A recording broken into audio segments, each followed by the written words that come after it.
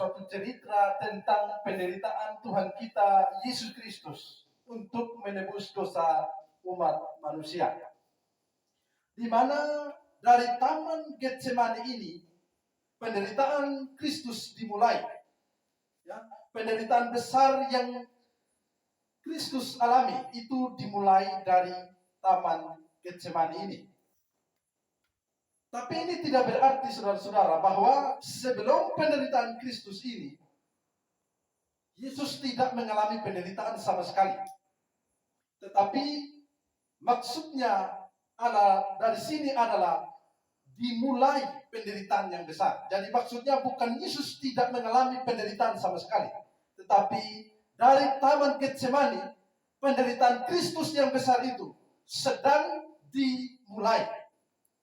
Ya, sedang dimulai. Nanti klimaksnya atau puncaknya dari penderitaan Kristus itu ada di kayu salib. Jadi perlu kita ingat juga bahwa kita sudah mempelajari tentang penderitaan yang Kristus alami. Bahwa penderitaan yang Yesus alami sudah sejak saat ia datang ke dalam dunia. Ya, kita sudah mempelajari bahwa ia menderita karena ia meninggalkan surga. Mengapa ia menderita meninggalkan surga? Karena surga adalah tempat yang suci, tempat yang mulia, tempat ia memiliki kemuliaannya. Dia rela atau dia jadi sama dengan manusia yang hina. Itu menunjukkan bahwa sebuah penderitaan. Dan juga ia menderita banyak hal lagi. Misalnya ia ditolak oleh dunia. Dunia diciptakan olehnya, tapi dunia tidak mengenalnya. Itu dalam Injil Yohanes pasal 1. Dan juga bangsanya sendiri itu menolaknya juga. Orang-orang Israel menolak Yesus juga. Dan bahkan orang-orang sekampungnya pun menolak dia. Mereka berkata, bukankah ia ini anak Yusuf? Dan ibunya bernama Maria. Dan saudara-saudaranya berada bersama-sama dengan kita. Lalu mereka kecewa dan menolak dia. Jadi orang-orang sekampungnya pun menolak dia. Dan juga keluarganya menolak dia. Di mana keluarganya kita sudah pernah juga mempelajari bahwa keluarganya, saudara-saudaranya menganggap Yesus gila. Ya, saya sudah pernah khotbahkan ini waktu kami pergi ke pelayanan di Luipoe. Tapi kita sudah mempelajari juga dan kita bisa melihatnya dalam Injil-Injil di mana Yesus dan saudara-saudaranya, ketika Yesus sedang mengajar, saudara-saudaranya berada di luar dan hendak membawa Yesus karena mereka menganggap dia sudah gila. Jadi dari sini kita bisa melihat bahwa penderitaan yang Yesus alami itu adalah penderitaan sejak dia datang ke dalam dunia. Pada waktu dia meninggalkan surga, nanti penderitaan yang paling puncak yang akan Kristus alami adalah di atas kayu salib. Karena itu, saudara-saudara sekalian, marilah kita mempelajari, hanya berfokus atau kita hanya mempelajari teks di mana diceritakan penderitaan Yesus di Taman Getsemani ini. Karena itu, marilah kita memperhatikan atau mempelajari khusus hanya bagian ini saja. Saudara-saudara sekalian, ketika Yesus berada di Taman Getsemani, Yesus mengalami ketakutan yang sangat hebat. Fakta bahwa Yesus mengalami ketakutan yang sangat hebat, ini terlihat dari beberapa hal. Ada 4 hal yang akan kita pelajari. Mari kita mulai. Yang pertama adalah ayat 44 mengatakan secara eksplisit bahwa Yesus sangat ketakutan di Taman Getsemani. Mari kita perhatikan Lukas 22 ayat 44. Ia sangat ketakutan dan makin bersungguh-sungguh berdoa dan seterusnya. Jadi di sini Yesus mengakui ia sangat ketakutan. Ya, ia sangat ketakutan dan semakin bersungguh-sungguh berdoa. Coba kita bandingkan dengan ayat paralelnya dalam Matius pasal 26 ayat 38. Lalu katanya kepada mereka, hatiku sangat sedih seperti mau mati rasanya. Dan dalam Markus 14 ayat 34 bunyinya tidak jauh berbeda. Dia mengatakan, hatiku sangat sedih seperti mau mati rasanya. Jadi ketakutan yang Yesus alami ini adalah ketakutan yang sangat hebat dan besar. Bahkan dia mengatakan bahwa hatiku seperti mau mati rasanya. Di ayat 44 ini kita bisa melihat bahwa Yesus sangat ketakutan. Namun saudara-saudara sekalian, menariknya adalah dalam banyak peristiwa berbahaya atau menakutkan, Yesusnya tidak pernah mengalami yang namanya ketakutan. Dalam peristiwa di mana mereka berada dalam bahaya, Yesusnya tidak menunjukkan bahwa dirinya takut dengan bahaya-bahaya itu. Misalnya dalam peristiwa mereka diterpa badai saat mereka berlayar. Mari kita memperhatikan dalam Matius yang pertama, dalam Matius pasal 8 ayat 25-26, di mana mereka berada di dalam perahu itu, dan perahu itu diombang-ambingkan oleh gelombang sehingga air masuk ke dalamnya. Tetapi Yesus tidak menunjukkan ketakutan sama sekali. Mari kita membaca. Maka datanglah murid-muridnya membangunkan dia. Katanya, Tuhan tolonglah kita. Tuhan tolonglah kita binasa. Ayat 26, ia berkata kepada mereka, mengapa kamu takut? Kamu yang kurang percaya. Lalu bangunlah Yesus dan menghardik angin dan danau itu. Maka danau itu menjadi teduh sekali. Perhatikan di sini ketika ada di dalam bahaya, di tengah-tengah badai, Yesus tidak menunjukkan bahwa dirinya memiliki sedikit rasa takut kepada badai itu sendiri.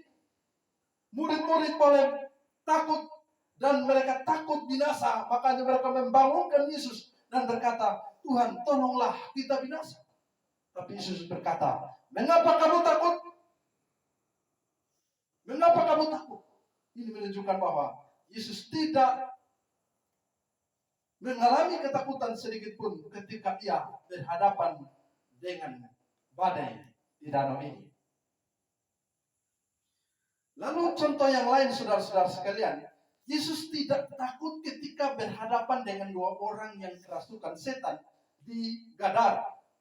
Bahkan dikatakan bahwa orang-orang itu sangat berbahaya.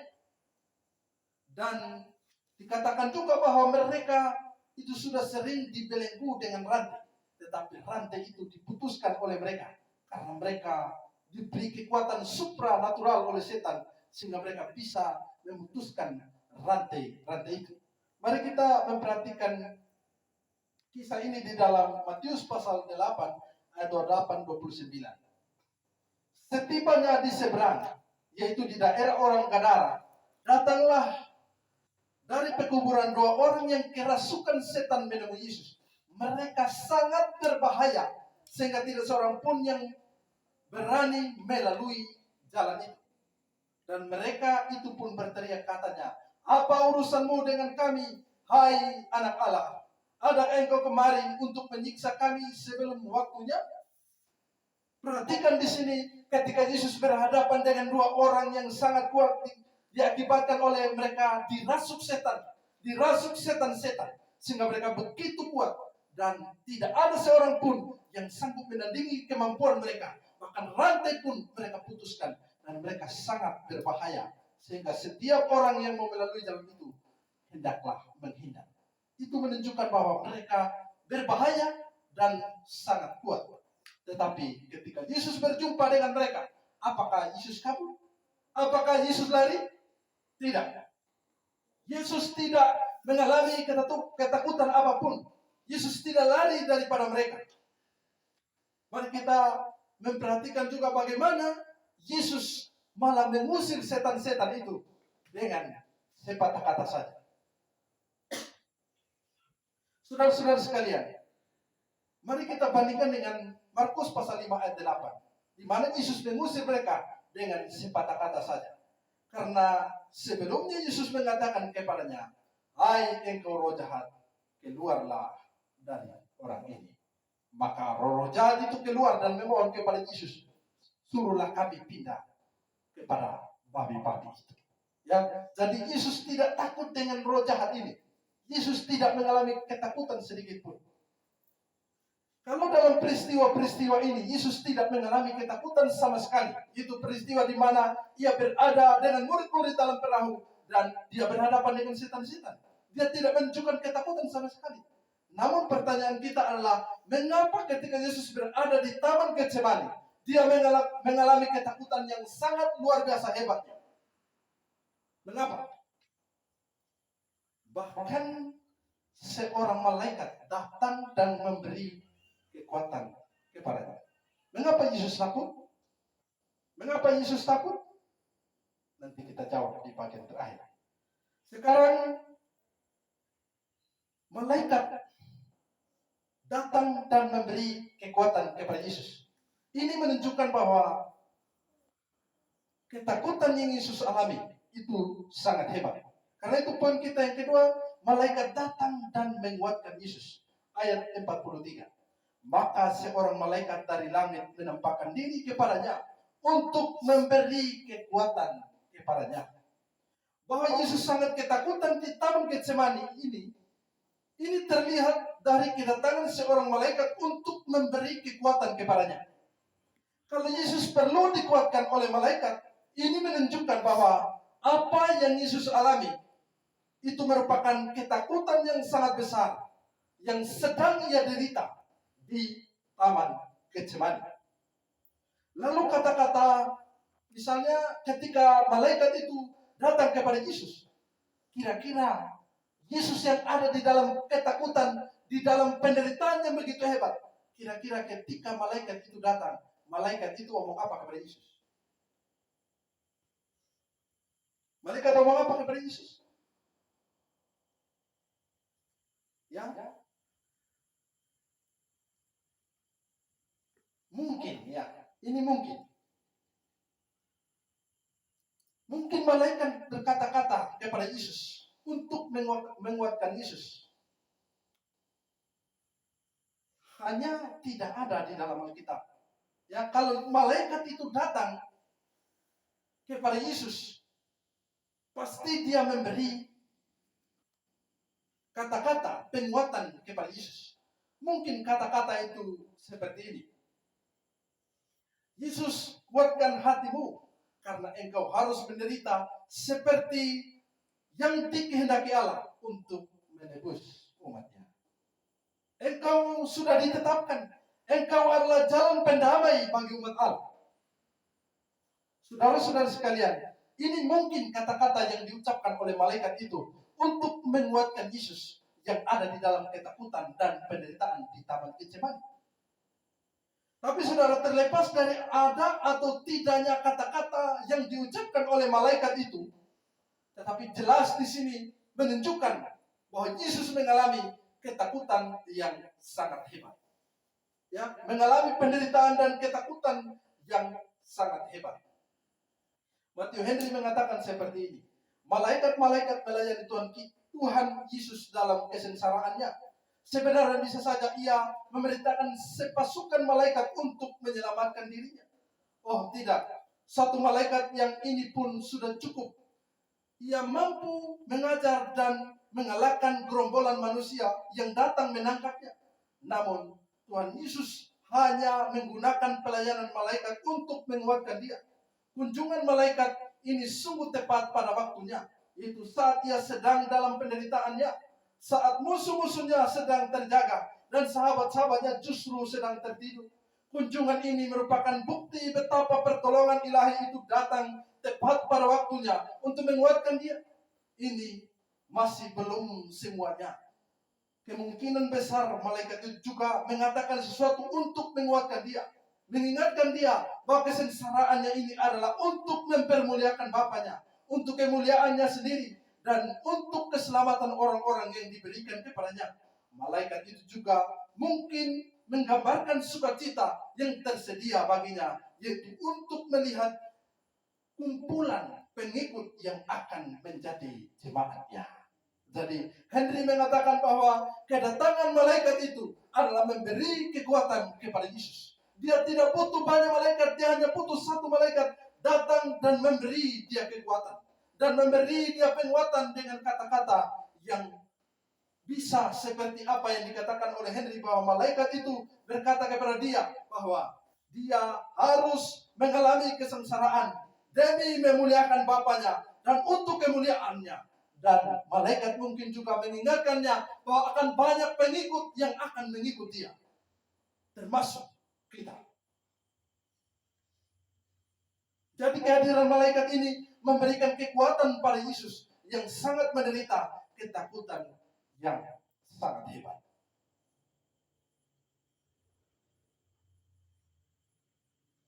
Kalau dalam banyak hal Yesus tidak takut, tapi di sini Yesus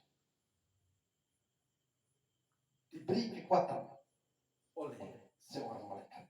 Mungkin inilah yang dirujuk oleh penulis Ibrani, di mana anak Allah seketika lebih rendah dari malaikat-malaikat. Itu yang kedua. Dan bahwa ketakutan yang Yesus alami ini sangat hebat juga terlihat dari yang ketiga adalah peluhnya seperti tetesan darah. Lukas 22:44. Ia sangat ketakutan dan makin bersungguh-sungguh berdoa. Peluhnya menjadi seperti titik-titik darah yang bertetesan ke tanah. Perhatikan apa yang dialami oleh Tuhan kita Yesus Kristus, di mana ia mengeluarkan keringat bercampur darah, atau bisa juga disebut keringat darah. Waktu saya memperhatikan bagian ini, saya juga sudah sering atau sudah dengar dari pendeta-pendeta bahwa keringat yang bercampur darah ini itu biasa disebut dengan gejala atau diakibatkan oleh ketakutan yang sangat besar sehingga keringatnya itu keluar bercampur darah. Itu disebut gejala hematidrosis, ya, hematidrosis. Juga disebut dengan hematidrosis. Ya. Lalu saya tadi pergi ke jaringan, lalu saya cari apa arti dari keringat atau peluhnya menjadi seperti titik-titik darah ini. Lalu saya lihat dalam sebuah website atau di Wikipedia bahasa Indonesia, ensiklopedia bebas. Dia mengatakan seperti ini. Hematidrosis juga disebut dengan hematohidrosis, keringat darah, adalah kondisi yang sangat jarang terjadi di mana seorang mengeluarkan keringat darah. Hal ini terjadi jika orang itu mengalami tekanan batin atau stres yang sangat berat, misalnya menghadapi kematian. Beberapa rujukan sejarah mencatat adanya kondisi semacam ini. Yang terkenal adalah yang pertama, tulisan Leonardo da Vinci mencatat mengenai seorang tentara yang berkeringat darah sebelum perang, dan orang-orang yang secara tak terduga dijatuhi hukuman mati. Jadi orang-orang yang berada di dalam tekanan di mana ia berhadapan dengan kematian, gejala ini bisa terjadi. Jadi ini bukan hanyalah cerita dongeng, tetapi ini adalah fakta di mana medis pun mengakui bahwa gejala ini itu ada. Dan lalu website ini memberi poin yang kedua, dia mengatakan tulisan di dalam Injil Lukas dalam Alkitab Kristen bahwa ketika Yesus berdoa di Taman Getsemani, beberapa saat menjelang penangkapan yang berlanjutkan dengan hukuman penyaliban, ia mengalami hematidrosis. Yesus sangat ketakutan dan makin bersungguh-sungguh berdoa. Peluhnya menjadi seperti titik-titik darah. Jadi mengapa Yesus mengeluarkan keringat darah? Karena dia ada di dalam sebuah penderitaan, di dalam sebuah tekanan ketakutan yang sangat besar, sehingga ia mengeluarkan keringat darah. Jadi ini bukan hanya diakibatkan oleh hal-hal yang remeh, tetapi ini diakibatkan oleh hal-hal yang besar, oleh penderitaan-penderitaan yang besar, oleh tekanan ketakutan yang sangat besar. Jadi ini adalah gejala medis yang dialami oleh Yesus Tuhan kita ketika ia berada di Taman Getsemani. Jadi Yesus mengeluarkan keringat darah diakibatkan oleh hebatnya ketakutan yang dialami. Misalnya yang tercatat dalam Injil Markus pasal 14 ayat 34, di mana ini ayat paralelnya. Mari kita membacanya. Lalu katanya kepada mereka, hatiku sangat sedih seperti mau mati rasanya. Jadi kalau kita melihat gejala ini dengan gejala medis, ini sama persis di mana medis mengatakan orang bisa mengalami hematidrosis itu kalau berhadapan dengan ketakutan yang sangat besar. Dan di dalam Alkitab mengatakan bahwa hatiku sangat sedih seperti mau mati rasanya. Dan Leonardo da Vinci tadi sudah menceritakan bahwa ada seorang tentara yang hendak berperang, tapi sebelum berperang dia takut mati sampai ia mengeluarkan keringat darah. Jadi peluhnya menjadi seperti tetesan darah. Itu merupakan tanda bahwa Yesus mengalami penderitaan, mengalami ketakutan yang sangat hebat. Ini lagi-lagi menunjukkan bahwa betapa hebatnya ketakutan atau penderitaan yang Yesus alami di taman penderitaan. Ini menunjukkan bahwa ketakutan yang Yesus alami sangat hebat yang ia alami di Taman Getsemani. Ini bukan ketakutan yang main-main. Ini bukan penderitaan yang main-main. Ini adalah penderitaan yang hebat. Sehingga ia harus mengeluarkan keringat darah.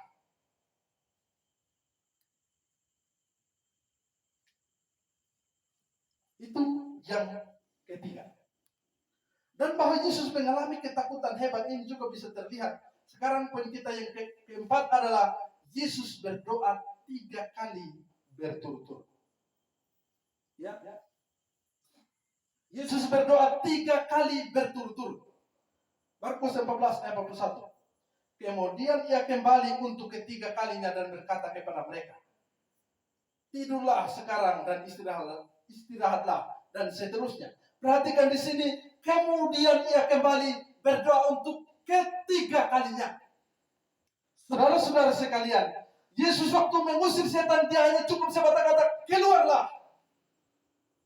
Dia tidak 2 kali doa.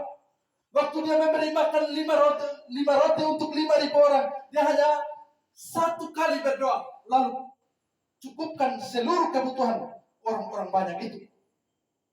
Ketika ia berada dalam perahu, dia hanya mengatakan tenanglah, badai itu menjadi tenang.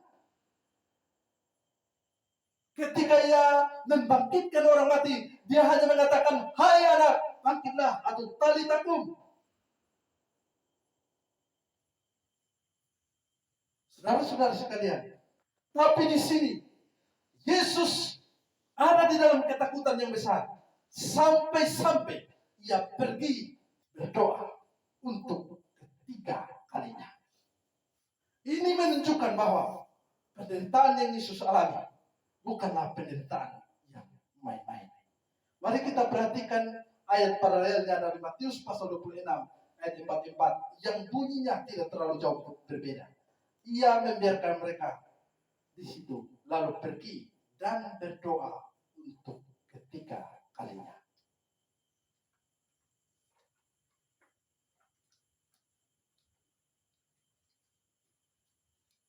Jadi fakta Yesus pergi berdoa untuk ketiga kalinya menunjukkan bahwa apa yang dialami oleh Tuhan kita Yesus Kristus adalah penderitaan yang sangat hebat yang diakibatkan oleh ketakutan yang sangat hebat pula yang Yesus alami.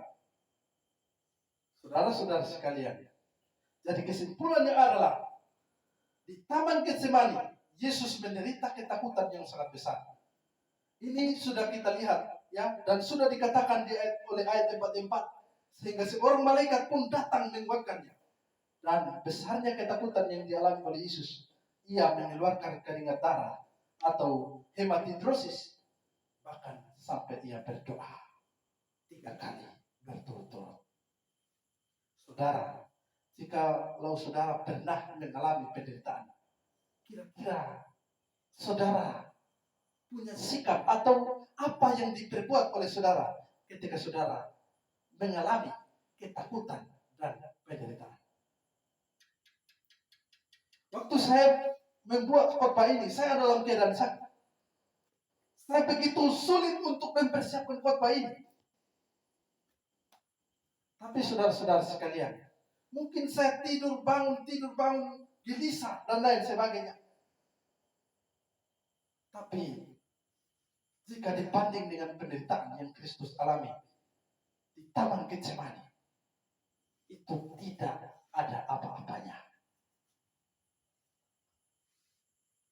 Kalau penderitaan yang Yesus alami itu sebesar bola bumi, mungkin yang kita alami atau waktu saya alami sakit itu mungkin sebiji kaleng. Mungkin saudara juga pernah mengalami sakit. Mungkin saudara juga pernah mengalami namanya penderitaan, ketakutan dan lain sebagainya. Mungkin saudara pernah mengalami kekurangan uang. Mungkin saudara pernah mengalami karena merugikan orang lain. Mungkin saudara merasa bahwa itu sesuatu hal yang sangat menderita. Mungkin saudara panik. Tapi semua penderitaan yang saudara alami tidak ada apa-apanya dengan penderitaan dan ketakutan yang dialami oleh Tuhan kita Yesus Kristus di Taman Getsemani. Tidak ada apa-apanya. Makanya saya membuat perikop Alkitab itu sedikit ke samping saya. Kalau di situ di Taman Getsemani, saya menggantinya dengan di Taman Penderitaan. Getsemani itu artinya tempat pemerasan minyak kalau tidak salah. Tetapi di tempat itu Yesus, tempat itu tempat pemerasan minyak. Ada minyak yang keluar. Tetapi bagi Yesus tempat itu adalah tempat penderitaan baginya. Tempat di mana ia mengalami penderitaan, bercucuran ringan bercampur darah. Makanya saya memberi tema di Taman Penderitaan. Mungkin saudara memiliki taman penderitaan masing-masing di dalam hidup saudara. Entah itu penderitaan di mana saudara pernah alami. Tapi yang pasti saudara pernah mengalami penderitaan. Kalau saudara tidak pernah mengalami penderitaan, itu artinya saudara tidak pernah hidup. Dan sebesar-besarnya penderitaan yang saudara alami tidak sebanding dengan penderitaan atau ketakutan yang Yesus alami. Namun belum menjawab pertanyaan kita adalah, mengapa Yesus bisa sampai ketakutan seperti ini? Ada orang-orang yang tidak percaya kepada Yesus. Orang-orang yang beragama lain. Mereka mengatakan kalau Yesus takut di Taman Getsemani, itu menunjukkan bahwa Yesus bukan Allah. Allah kok dia takut? Allah kok dia menderita? Allah kok disedih? Allah kok bisa seperti mau mati rasanya? Jadi, mengapa Yesus takut di Taman Getsemani? Jawaban mereka pasti adalah karena Yesus bukan Allah. Tapi saudara, bagi kita tidaklah seperti itu. Karena kita percaya Yesus bukan hanya Allah 100%, tapi dia juga adalah manusia 100%. Lalu mengapa Yesus takut di Taman Getsemani? Yesus takut karena ia melihat cawan murka Allah yang akan ditimpakan kepadanya. Lukas 22 ayat 42. Ya Bapakku, jikalau engkau mau, ambillah cawan ini daripadaku, tetapi bukanlah kehendakku, melainkan kehendak-Mu lah yang terjadi. Jadi Yesus pergi berdoa 3 kali. Doanya sama. Bapakku, jikalau engkau mau, ambillah cawan ini daripadaku, tapi jangan kehendakku. Doa yang bagus. Kalau saudara belajar berdoa, teladanilah doa Tuhan Yesus. Yesus yang ada dalam penderitaan. Dia memohon Allah supaya Allah mengambil penderitaan yang akan dialami. Tetapi itu kemauannya dia. Tetapi dia tunduk atau berserah kepada Allah. Karena itu, kalau Yesus saja yang adalah anak Allah berdoa seperti itu, apalagi kita manusia. Apalagi kita adalah manusia-manusia berdosa.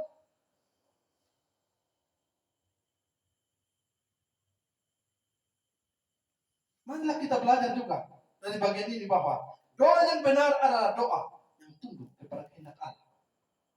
Bahwa doa itu bukan hanya sebatas permintaan, tetapi doa adalah penyerahan diri kepada kehendak Allah. Saudara-saudara sekalian, kalau Yesus mengalami ketakutan yang begitu hebat, ketakutan itu hanyalah ketakutan karena cawan murka Allah. Sama hal-hal yang lain, Yesus tidak pernah takut. Tetapi begitu lihat cawan murka Allah yang akan menimpa dirinya, dia menjadi sangat ketakutan dan memohon, kalau sekiranya ambillah cawan ini daripadaku. Tetapi di akhir doanya dalam Matius pasal 26 ayat 42 dia mengatakan, lalu dia pergi untuk ketiga kalinya dan berdoa, katanya, ya Bapakku, jikalau cawan ini tidak mungkin lalu, kecuali apabila aku meminumnya, jadilah kehendakmu. Jadi ketika Yesus memohon, dia tetap bersandar kepada kehendak Tuhan, dan dia tetap tunduk kepada kehendak Tuhan, bahwa dia harus meminum cawan murka Allah.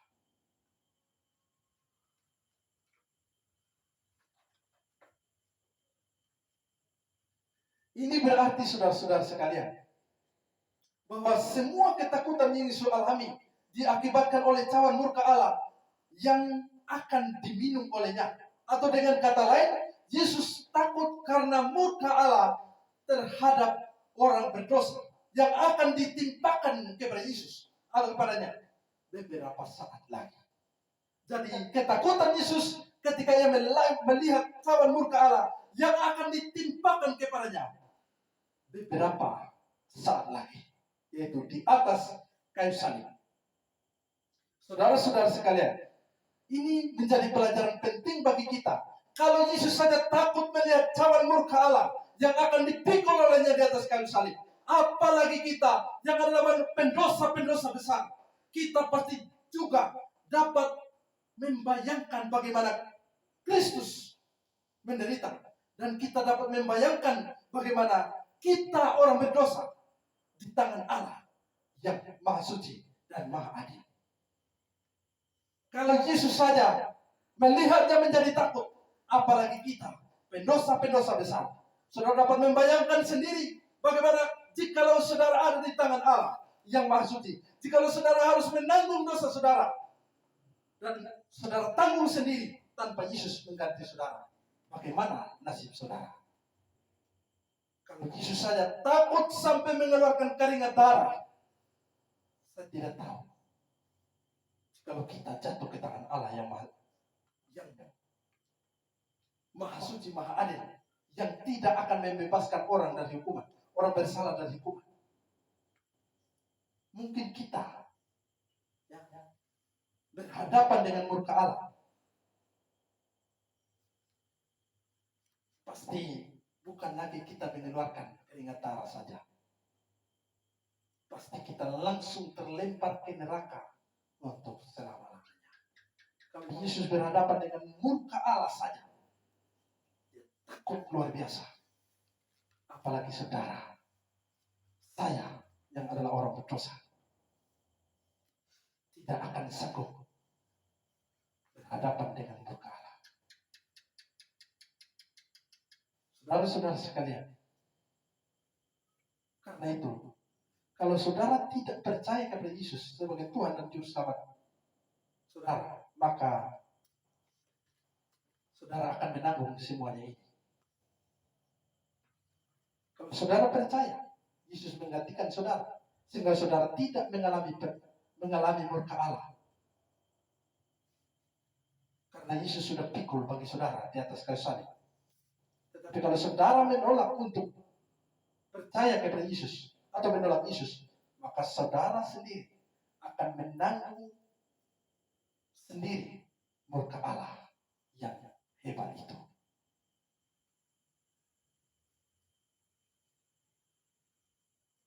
Saudara-saudara sekalian, renungkanlah bagian ini. Kalau kamu tidak percaya atau menolak Yesus, saudara akan jatuh kepada murka Allah yang hebat dan dahsyat dan mengerikan itu. Dan penderitaannya kekal di dalam neraka, disiksa siang malam sampai selama-lamanya. Coba saudara renungkan, jika Yesus tidak ada, kita harus alami ini semua. Jika Yesus tidak ada, kita harus alami ini semua. Saya tidak bisa membayangkan diri saya di tangan Allah yang bisa murka atau yang maha adil, yang tidak akan membiarkan orang bersalah lolos dari hukuman. Jikalau Yesus tidak datang, jikalau Yesus tidak menggantikan saya dan saudara, betapa mengerikannya kehidupan kita, betapa mengerikannya penderitaan yang akan kita alami, betapa hebatnya murka yang akan ditimpakan kepada kita, dan kita akan binasa dalam penderitaan di dalam neraka kekal selama-lamanya. Saudara-saudara sekalian, saudara mungkin mengenal Allah adalah Allah yang kasih, tapi saudara perlu ingat juga bahwa Dia juga Allah yang adil, yang tidak akan membiarkan orang berdosa lolos dari hukuman. Saudara bisa lolos kalau saudara percaya kepada Kristus, karena Kristus menggantikan saudara. Saudara tidak mungkin lolos dengan begitu saja. Mungkin Tuhan Allahnya lupa ada satu yang jalan tanpa diperiksa. Tidak ada yang seperti itu. Mungkin kalau Yesus berdiri di pintu surga lalu masuk-masuk, saking banyaknya orang yang ada masuk, ada satu orang kecil lolos. Tidak ada yang seperti itu.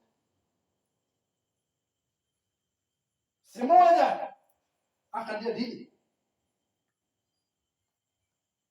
Dan bayangkan sendiri, jika saudara jatuh kepada murka Allah.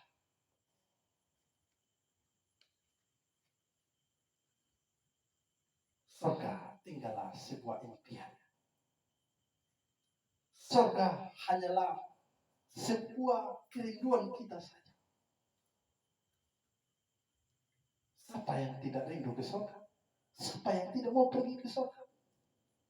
Tapi kalau saudara dengan usaha saudara sendiri mau pergi ke sana, saya jamin saudara tidak akan sampai ke sana.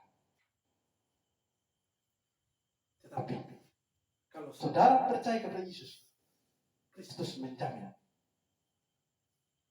bahwa saudara akan sampai ke surga. Karena apa? Semua murka Allah kepada dosa saudara telah dipikul oleh Tuhan kita Yesus Kristus. Karena itu saudara-saudara, renungkanlah bagian ini. Dan saudara harus percaya. Kalau tidak, saya tidak tahu nasib saudara di tangan Allah.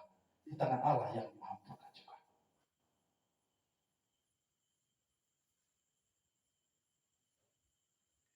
Bagaimana dengan nasib orang-orang sekitar kita? Bagaimana dengan nasib orang tua kita? Bagaimana dengan nasib kakak dan adik kita? Kalau mereka tidak percaya kepada Yesus, sungguh sangat menakutkan dan mengerikan.